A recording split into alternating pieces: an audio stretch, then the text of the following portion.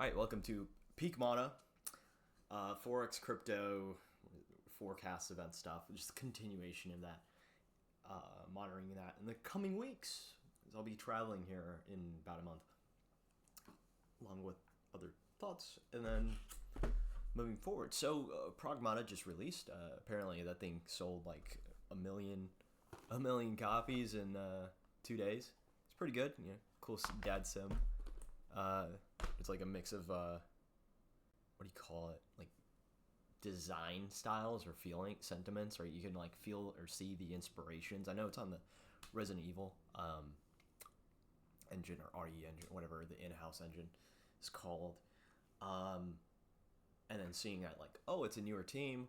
These guys are like, this is the first project that they've had been like project heads or leads on. It's kind of nice to see, especially with like I guess in other industries, you have more of a aged group at the helm or of projects in general,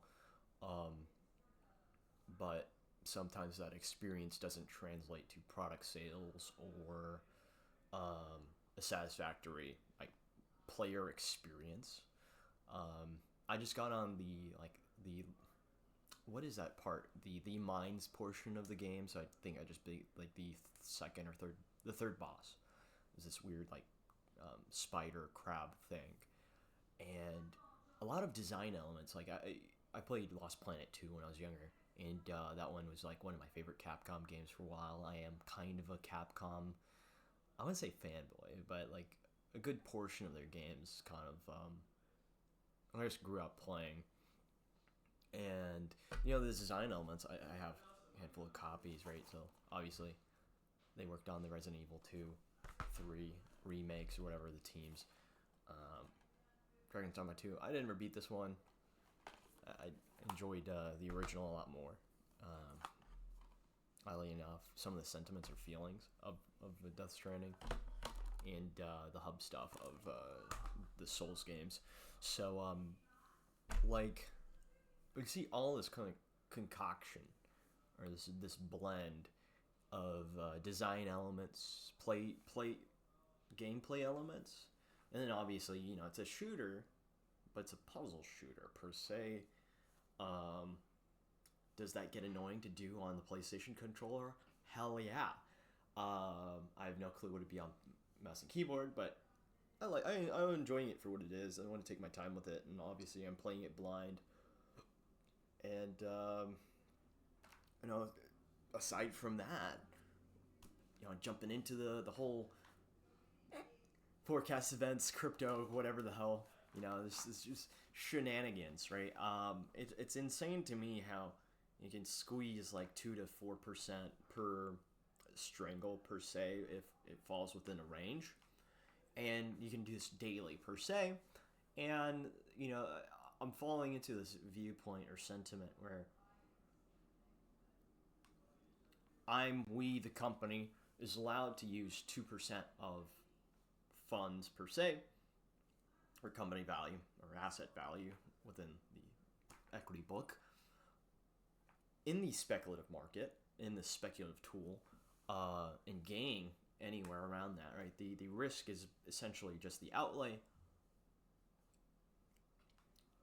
whilst the return is relatively attractive. Now, prior to, I guess, the recent kind of attitudes where, why am I even dabbling within the, coin flip type of probabilities? Why not just go into the edges and,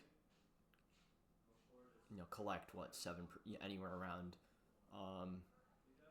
7% to 2% per trade. Systematic. You could probably systematize this and just kind of have a machine do it.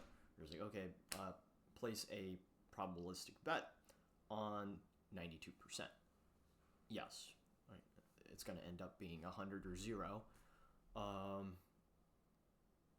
But this has been working fantabulously with yen.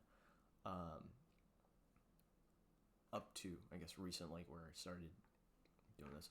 I think the same thing comes out of the whole like owl trade that I was doing where that was working for a while, and just rolled it further forward in order to, I guess, retain the thing going. But I want liquidity. Liquidity uber alles is very attractive, and especially with the whole spiel there, where you can rotate around things like day to day, or settlement, and then you're immediately deploying the following day. So you could kind of, if you're successful, compound returns in that sense anywhere in that range of 2 to whatever return you're successful at. And I'm just trying to carve at that as much as possible before I'm not touching my computer for 6 weeks or something. Maybe I will. I mean, I'll still have a laptop on me, but it'll be more monitoring or not at all. So whatever. And then the coming weeks, obviously, it'll be 5 or 6 weeks where I'm not gonna be shooting stuff. I may shoot stuff out there and then upload later, but who knows? But like with that, I want to do more, I guess, thematic kind of videos, or like a theme or idea, conceptualization. So like with this week, obviously it's the liquidity kind of viewpoint and kind of diving into some of those thoughts with forecast events, where I got some ideas down, or it's like the pros, the cons, just kind of think tanking it, brainstorming, the case for forecast events. Maybe that'll be, I could obviously just make that next week's video. I mean, or the beginning of, but I want to make a presentation out of that. I think that's kind of the sentiment that I'm kind of falling into, where it's like, okay, this seems to make more sense. I do have narrative stuff I am planning or expecting to record. I don't know how dry that'll look or sound, but obviously reading something that you wrote is kind of intriguing to me, but maybe not to some. And honestly, this is supposed to be a more kind of spitball nexus channel, at least in my view, for the time being, as obviously experimenting in different ideas and viewpoints over 52 weeks is very attractive. And we're almost 20 weeks in, if we are 20 weeks in. I think it's 20 weeks, but it's probably the 19th. So just going into that, right? Expect to see a presentation, whatever, for Friday's video. But other than that, I'm kind of just spitballing here and seeing what sticks. So expect to see those videos. Like I'll just read through, like, one, I'm gonna read through like data analytics, risk management, paper I wrote in college.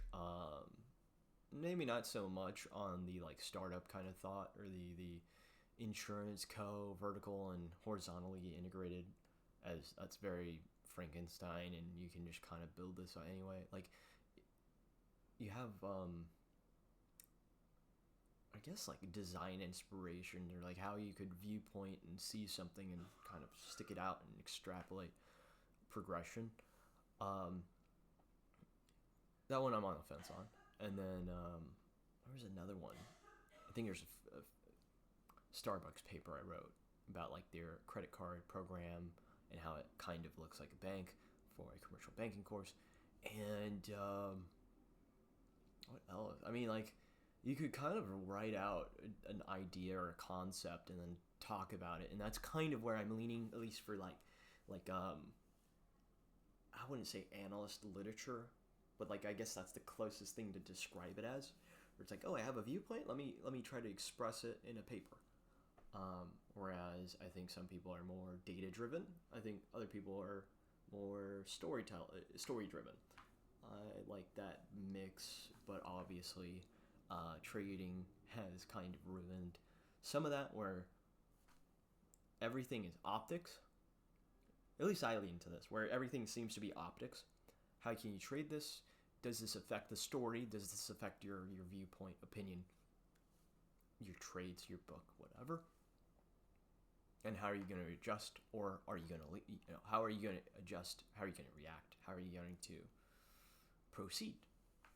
And that's kind of I guess the encapsulation of this video. So yeah, look forward to the episode Friday. I know this is a little later than expected. I kind of fumbled around with my verbiage, and it's chaotic. But especially with planning decent stuff and just kind of this hit and run, hit and run, hit and run skirmisher attitude I prefer with planning. So thanks for watching, listening. Subscribe, don't subscribe, ring the bell, comment below. You know the drill. I'm just a dude in my room later.